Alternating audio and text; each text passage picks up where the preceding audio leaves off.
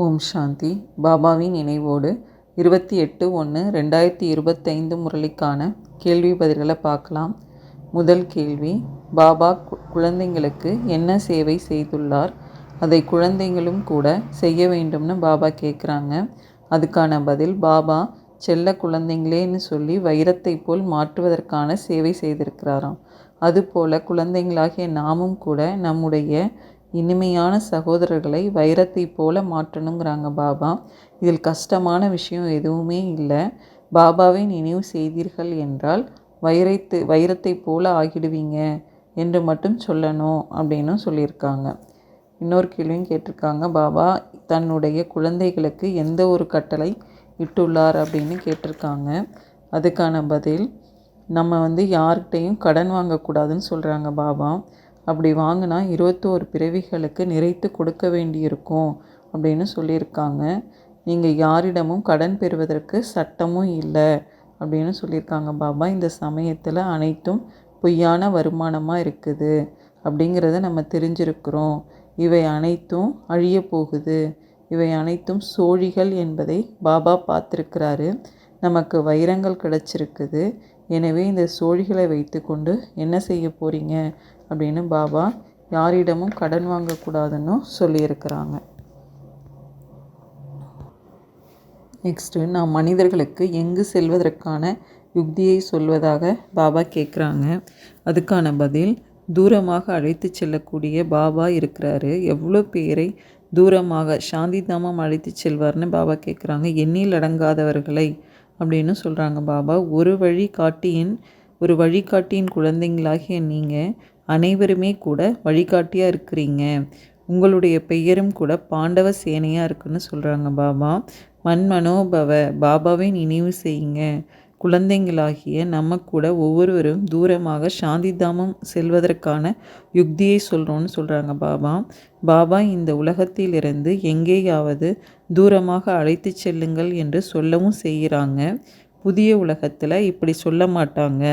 இங்கே ராவண ராஜ்யமாக இருக்குது, இங்கே சுகம் இல்லை, எனவே இதிலிருந்து வெகு தூரம் அழைத்து செல்லுங்கள்னு சொல்கிறாங்க. இதனுடைய பெயரே துக்கதாமமாக இருக்குதுன்னு பாபா சொல்லி புரிய வைக்கிறாங்க. பாபா தனக்கு என்ன இல்லை என்று கூறுகின்றார்.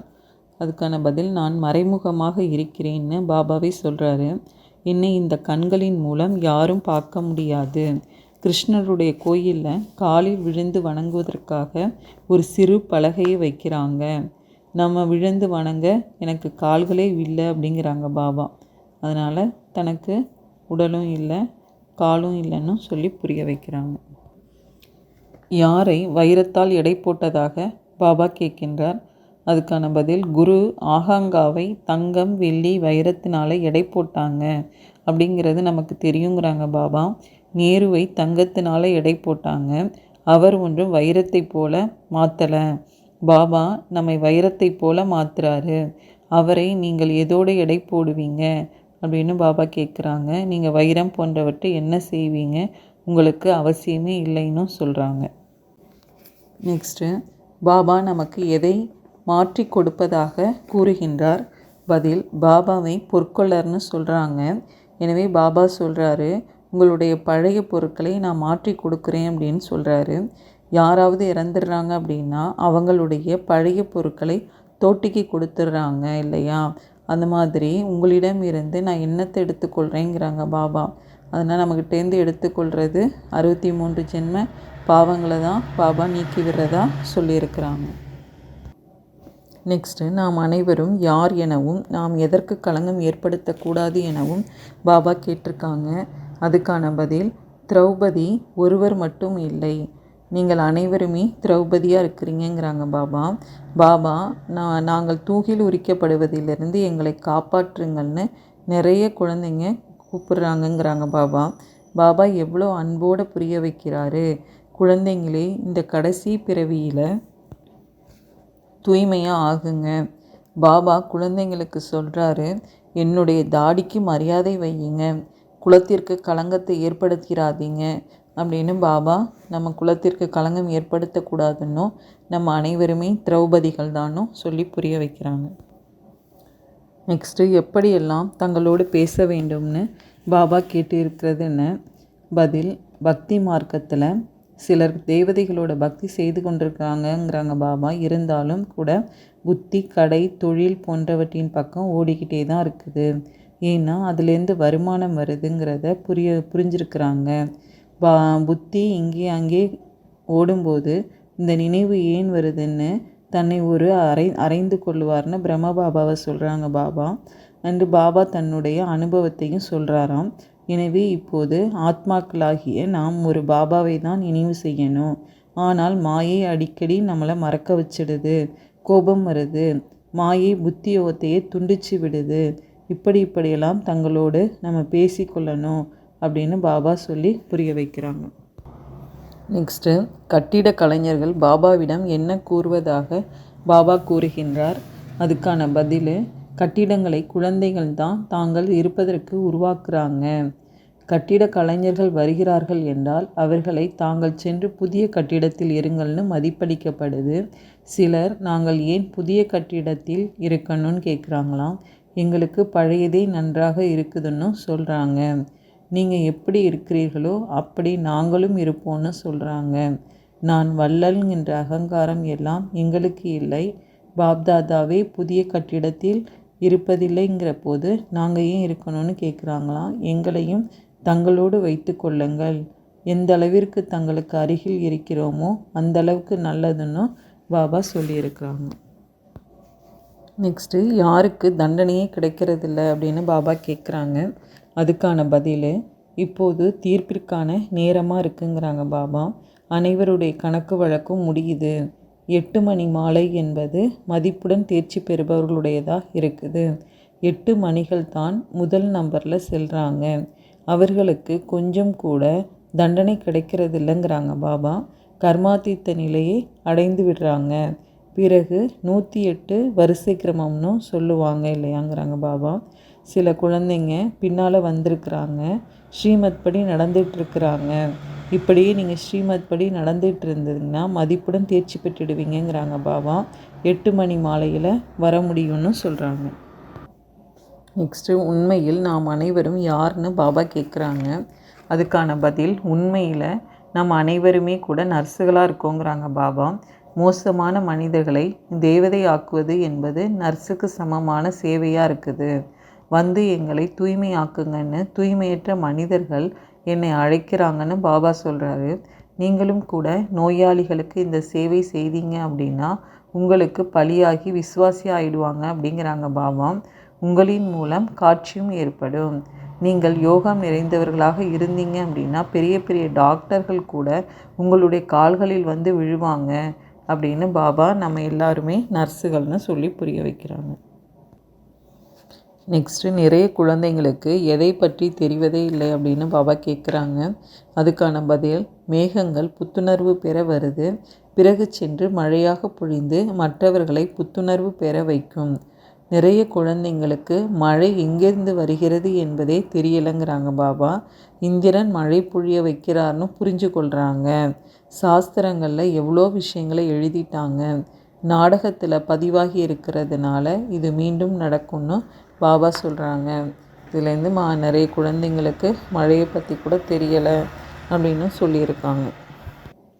அனைத்தும் எதில் ஆதாரப்பட்டிருப்பதாக பாபா கேட்குறாங்க. அதுக்கான பதில்: படிப்பில் தவறு செய்யாதீங்கன்னு பாபா சொல்கிறாரு. அனைத்தும் படிப்பில் தான் ஆதாரப்பட்டிருக்குது.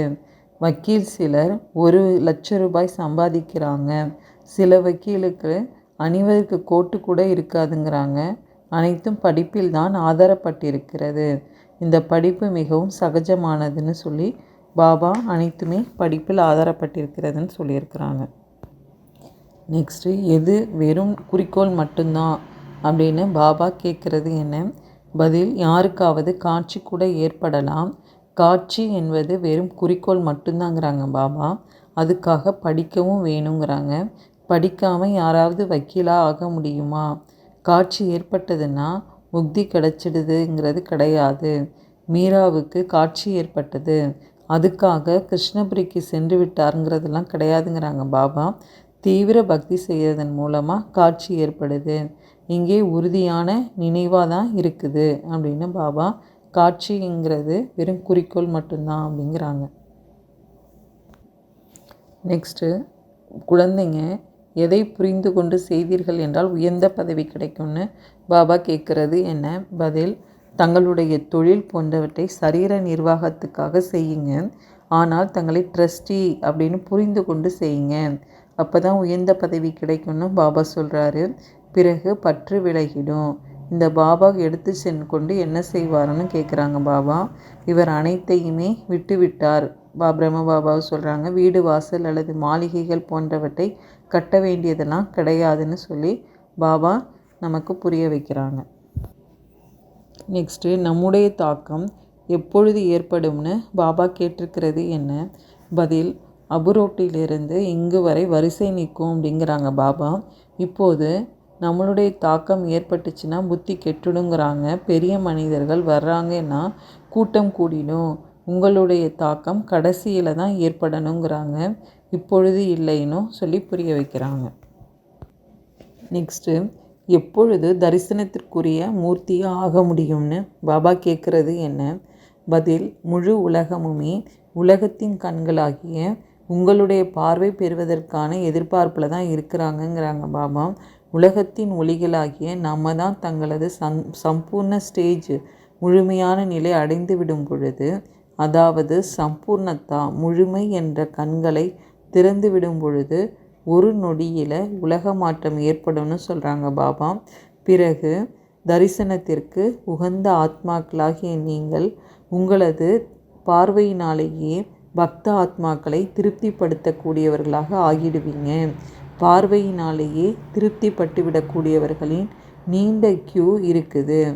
எனவே சம்பூர்ணத்தா என்ற கண்கள் திறக்கட்டும்னு சொல்கிறாங்க பாபா. கண்களை கசக்குவது, மேலும் சங்கல்பங்களின் மூச்சு திணறுவதையும் தூங்கி விழுவதையும் நிறுத்தி விடுங்கிறாங்க. அப்பொழுது தரிசனத்துக்குரிய மூர்த்தியாக ஆக முடியும் அப்படின்னு பாபா புரிய வைக்கிறாங்க.